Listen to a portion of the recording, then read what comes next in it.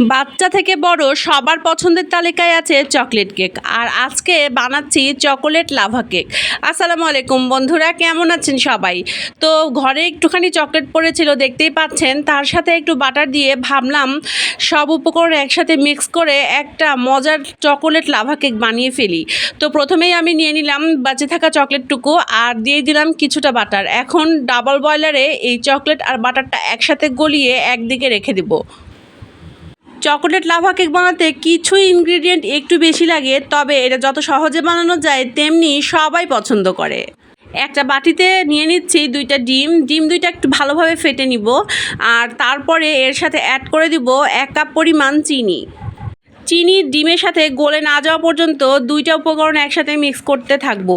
আর আপনারা যদি চান তাহলে চিনিটা পিষে তারপরে ব্যবহার করতে পারেন। আমি খুব দ্রুত এবং অল্প সময়ে কেকটি বানিয়েছি, তাই চিনি গুঁড়া করার সময় পাইনি।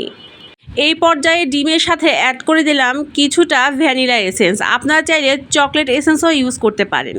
আর এখন নিয়ে নিচ্ছি 1 কাপ পরিমাণ ময়দা, তার সাথে দিয়ে দিলাম 1 চামচ পরিমাণ বেকিং পাউডার এবং 2 চামচ পরিমাণ কোকো পাউডার।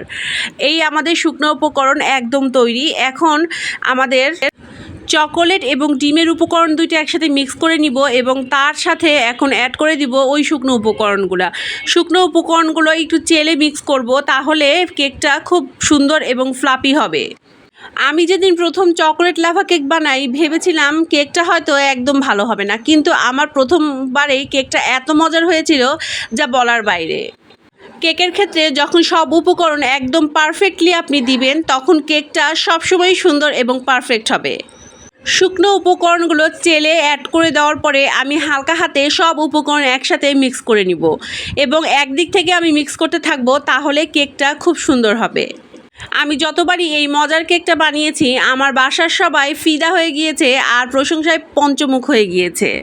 আমি যখনই একটু ফ্রি থাকি তখনই আমার বাচ্চাদের জন্য এই চকোলেট লাভা কেক বানিয়ে রাখি, আর যখন আমার বাচ্চাদেরকে খাওয়াবো তার কিছুক্ষণ আগে মাইক্রোওয়েভে একটু গরম করে দিই। বাস, তাহলে আমার বাচ্চারা খুব খুশি হয়ে যায়। এই পর্যায়ে এসে সামান্য পরিমাণে একটু দুধ ব্যবহার করলাম, কেননা ব্যাটারটা খুব ঘন হয়ে গিয়েছিল। এখন আমি 3টা বাটি নিয়ে নিচ্ছি। 3টা বাটিতে আমি তেল গ্রিস করে নিয়েছি আর এখন কয়েক চামচ করে ব্যাটার দিয়ে দিচ্ছি।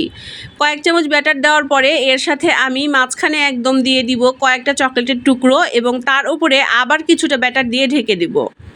আজকের এই কেকটা আমি মাইক্রোওয়েভে বেক করেছি, আমার মাত্র 1.5 মিনিট সময় লেগেছে।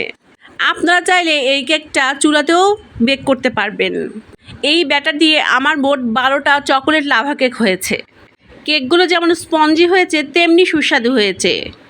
আমার কেকগুলো বেক করা হয়ে গিয়েছে আর দেখেন আমি একটা মোল্ড আউট করে আপনাদেরকে কেটে দেখিয়ে দিচ্ছি যে এই কেকটা কত মজাদার, সফট এবং কত সুস্বাদু হয়েছে। দেখেছেন কত মজার এবং ফ্লাফি হয়েছে, আর দেখেন কতগুলো কেক হয়েছে। আজকের এই সহজ এবং মজাদার রেসিপিটি আপনাদের কেমন লাগলো অবশ্যই আমাকে জানাবেন। আজকে তাহলে আসি, আসসালামু আলাইকুম।